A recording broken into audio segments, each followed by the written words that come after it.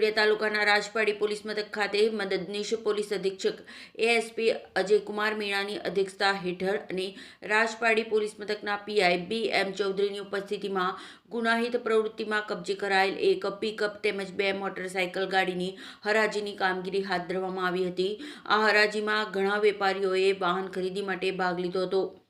આ હરાજી પૂર્ણ થયા બાદ 13 તુझको અર્પણ અંતર્ગત રાજપાડી પોલીસ સ્ટેશન ખાતે નોંધાયેલ મોબાઈલ ચોરીની ફરિયાદ અંગે રાજપાડી પોલીસ દ્વારા તપાસ દરમિયાન મોબાઈલ ફોન રિકવરી કરવામાં આવતા મદદનીશ પોલીસ અધિક્ષક અજયકુમાર મીણા અને પીઆઈ બીએમ ચૌધરીના હસ્તે કુલ 5 જેટલા મોબાઈલ ફોન પરત અરજદારોને આપવામાં આવ્યા હતા। ત્યારબાદ એએસપી અજયકુમાર મીણા દ્વારા ગ્રામ પંચાયત કચેરી ખાતે વિલેજ વિઝિટ કાર્યક્રમ હાથ ધરવામાં આવ્યો હતો।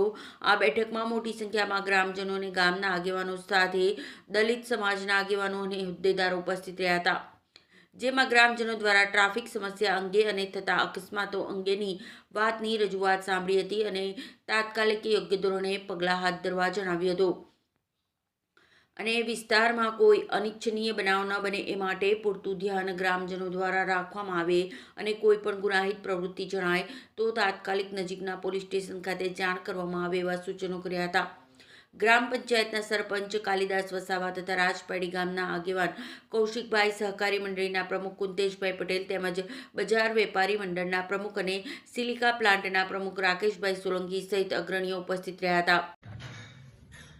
આજ રોજ રાજપાડી પોસ્ટે ખાતે વાહન હરાજીમાં આવ્યા હતા અને વાહન હરાજી કરવામાં આવી હતી। તે પછી અમારા રાજપાડીના દલિત મહોલ્લાની વિઝિટ અને લોક દરબાર પણ યોજવામાં આવ્યો હતો, જેમાં આપણા પોલીસ અને લોકલ લોકોને લગતા પ્રશ્નો જેવા કે ટ્રાફિકના પ્રશ્નો છે, સાયબરના પ્રશ્નો છે અને પોલીસના લો એન્ડ ઓર્ડરથી સંબંધિત અને આવનાર 9 વર્ષ દરમિયાન જે કાંઈ પણ આપણે પોલીસને લગતી કામગીરી આપણે કરવાના છે આ બાબત આપણે પ્રશ્નોની ચર્ચા થઈ હતી અને જે ખૂબ જ સફળ ચર્ચા અમારે કરવામાં આવી હતી।